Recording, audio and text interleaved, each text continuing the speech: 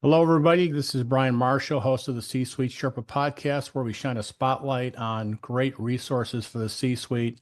And we've got a couple of great resources here today. We've got Mike and Jeff Davidson. So, guys, tell us about your business and who you work with. It's interesting when we think about our tagline or the promise that we can keep is that we transform employees into leaders who grow leaders.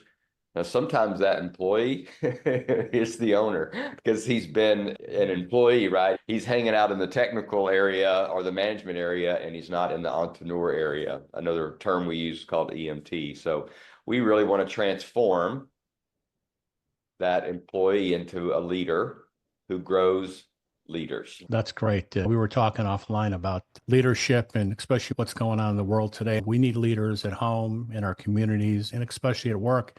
The qualities that we bring to all three of those areas in life are challenged. The world needs strong leaders. And up until recently, the world's been telling us that we need weak leaders, people that are more Just talking about conforming. that. Yeah. And it's exciting to see that the world is realizing that strong leadership is actually something that we need. So tell us about what you do for your clients. You talk about the owner being one of those people that needs the help. Tell us a bit of what that looks like. When you engage with a client, what do you do for them? I don't want to capitalize this conversation because Jeff truly has a lot to offer, and his background, having been in the education industry, even now continue to work on his education with his master's. My education came from running a small business for 25 plus years. The pivotal point that I can connect with a lot of people is the day I walked out of my office in 2010. I looked at my employees and I said, with all the sincerity and passion in my voice, said, I am no longer going to run this company alone anymore. And then I walked back in my office, sat down, and realized they had no idea what I meant. I came to the conclusion that I was the reason it was that way. What needed to change was me.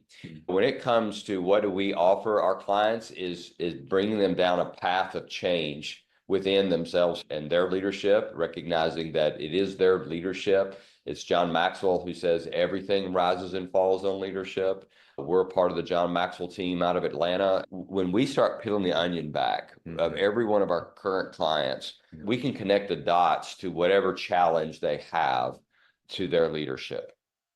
Well, we speak to that in one of our classes about you are the problem, but you're also the solution. The primary venue we use is through executive coaching and leadership coaching, that one-on-one conversation where we are asking questions, seeking to help unpack the obstacles from where the leader is to where the leader wants to be. Even before we start unpacking those obstacles with him or her, we often we ask them, what's your goal? Where is it that you want to be? Why did you come to us today?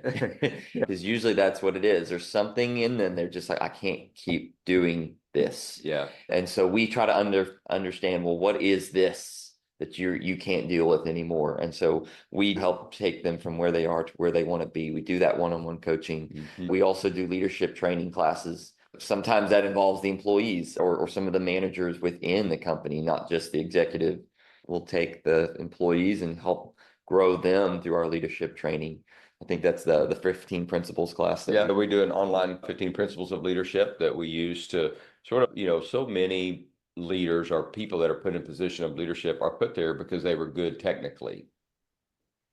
And so we know that leadership is relationships, but the manager is trying to apply his technical skill to relational. And it doesn't work. So many current leaders are in the positions that they have. We'll like to say that they're positional leaders is because they had expertise in that technical zone.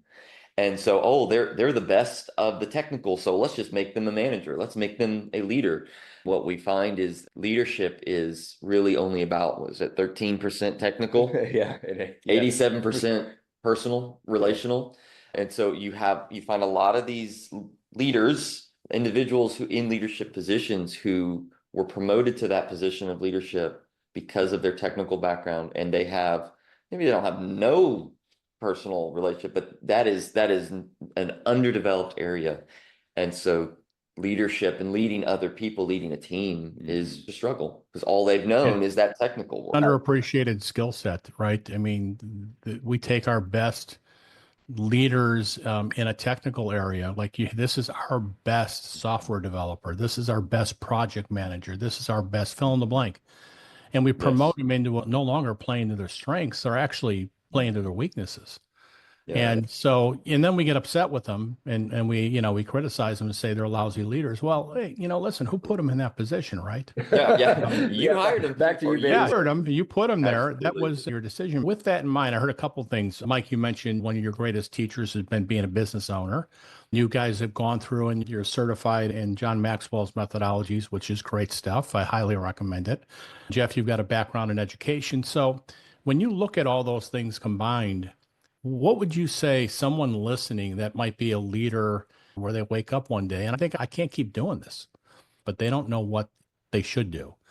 I certainly would go back to what I said a moment ago. So many leaders end up in a place of either feeling abandoned or alone in what they're doing. And what we're going to do is walk alongside them. I mean, we like to say we give them margins to talk and to think and to work through things that many of them don't know who to talk to. They don't have anybody that they have that level of confidence at whatever level they are in, that they can talk to someone. And that's exactly where I was. And when I walked out there that day and said that, we find that the more leaders can bring clarity to, it's like only 24% of the people, according to Gallup, really know what's expected of them in the workplace.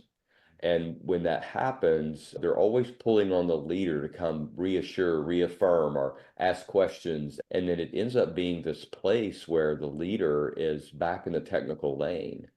One of the things we do is help these leaders create clarity in the workplace so that people are clear on their responsibilities, what authority they have, and how they're held accountable. We say accountability is the process of making someone better, unpacking all that for the leader. And to Jeff's point, it's like, well, first we got to find out what this is. And so our process is discovery, design, develop, and maintain. And so we start with a discovery call where there's no cost to that. We just listen and we try to find out their hopes, their dreams, their aspirations. What do they want? What's their challenge? What do they want change? Whatever this is. And then we look at us and go, well, do we have the training, the expertise, the processes in place to really help that person? The leaders often don't realize, even the ones who think, well, I've been doing it, it's worked well for me the way I'm doing things. They don't realize how good it could be. They are so used to dealing with situations or with people in a certain way. Not everyone, but some haven't even discovered the joy that comes when they simply empower their people and develop them in a certain way, because they're just used to being the problem solver. And for them, it's just normal. They just go about their lives. But what we try to help them see is there's this whole new world that opens up for you when you begin to unpack these areas. When you begin to develop your people and empower them with authority, true authority, and to innovate, to grow. Because if you're the point person for all of these things, that may be working for you for now, but the world's moving on. Other companies are innovating. Right. If you aren't relying on your people or empowering them to grow and develop and take it a new direction, you will fall behind. We've seen way too many examples of that, not just with some clients, but industry-wide. Those that fail to innovate, those that fail to develop and empower their people will fall behind because everything then falls on the shoulders of that leader who feels like he has to resolve all the problems. You can't do it all. Well, and if there's a message that I continually get from all the guests that we have on our podcast is that you need to ask for help. It takes courage. Courageous leaders ask for help. I was that leader who was afraid to ask for help because I didn't want to admit that I didn't know, because I'm supposed to know everything, right? I'm the leader. Yeah. Ask for help. This is not a journey that we're meant to go on by ourselves. When you think about professional sports, the greatest players in the world have coaches. But then we go to business, which is a sport, and we don't practice. We don't ask for help. We don't have coaches. And then we wonder why it's not working. It's a lonely job. Listen, guys, I wish we had hours to talk because there's so much I'd love to dig in with you and share stories and be able to help people. But I want to pivot here. We got something we're going to do called the lightning round before we're finished. So if you're watching this, hang out because we're going to have Jeff and Mike tell us how you can get in contact with them. But before we do that, I want to do a quick thing. Lightning round, guys. Quick questions, quick answers. You ready to roll? Coffee or tea? My wife's converted me. Coffee. Cats or dogs? Dogs. Okay. If you can only grab one item during the zombie apocalypse, what would it be? A gun. Ammunition. We'll work together. Well, he gets the gun, I'll get the ammunition. Gun with, how about the favorite quote or phrase that you think about often? You don't always get what you want, but you always get what you choose. How about you, Jeff? Evil prospers when good men do nothing. Favorite streaming series? Mine recently would be, Streaming series, yeah. yeah, I'll just say Heartland. Heartland. That's my favorite. I love it. Great Yeah. answer. I don't watch a lot of TV. I guess we watch a lot of reruns. Maybe Andy Griffith. Perfectly fine. That counts as streaming. Yeah, Andy didn't know Yeah. what that was, but that counts as streaming too. That's right. How about a bucket list item you've already accomplished? Oh, a bucket list item. I got to visit the ghost towns in Arkansas. I have a lot of other bucket list items to come in Arkansas. Love the state. But Oregon Trail, we're going to go on the Oregon Trail. We're going to take a trip up through the west and up to the northwest, me and my family, and travel the trail, but in a car, not in a wagon. Yeah. We traveled in 2015, my wife and I's 25th wedding anniversary. We flew out the West Coast and I bought a Corvette and we drove up Highway 1, I think it is. And we spent 2 weeks all up the West Coast and then drove back to Arkansas. It was a lot of fun. Last question. Biggest obstacle that you've ever had to overcome and one big lesson that you took away from it? Whoa, that's a good one. Do you want to share yours? You go ahead. Okay. Biggest obstacle. It was sort of a series of things. A career change that was not requested. That was not planned for. That was a huge obstacle. I was forced out of a job and had to work through forgiving those who wronged me, but also acknowledge and seek forgiveness for where I was wrong. And then see the Lord work in my life to change and conform my desires to go about the work He wants me to do, not what I wanted to do. And that, I'll tell you, I'm still kind of in the middle of that journey as far as, Lord, what is it you're wanting to work in my life and move me towards? But I get to be on this journey and He'll take care of me. One of my greatest obstacles was in business and making the transition of what people would call a succession plan. I discovered that I could actually get the most value from my business from someone that worked in the company already. We were able to successfully create a succession plan for someone that worked for me for 13 years. He's now the owner of that business. It was very hard for me internally to let go of a business that I created myself. I discovered ways that I undermined his authority unintentionally. And realizing that I had to make myself less relevant, I had to become less available.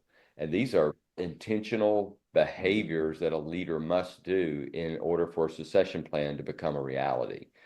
Without those two pieces, he remains relevant, he easily undermines, and people will always see him as the boss, and he never gets to leave as the boss, and the newer person never becomes the boss, and it falls apart.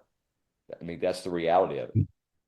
And I think all of us as business owners have been through some version of that in our lives. I had a friend tell me once when I was going through my struggle of trying to be in control, you keep saying God has a plan for you, then why do you get so upset every time He shows you His plan? Yeah. And my answer was, because it's not my plan. Not mine, yeah. Therein lies the challenge, right? So that's awesome, guys. So I appreciate you sharing. Again, could talk to you guys all day long. I feel like I've just made two really good friends and look forward to continuing the journey with you. Before we go, how would people get in touch with you if they want to reach out, collaborate, talk to you, perhaps even bring you on and have you help them? Yeah. If you will go to our website, that's one of the best ways to reach out to us. Okay. It's leadershiplane.net. And at the top of that page, there's a button that says schedule a call. Click on that, and Perfect. we just do a great quick Zoom call with you and discover what you need.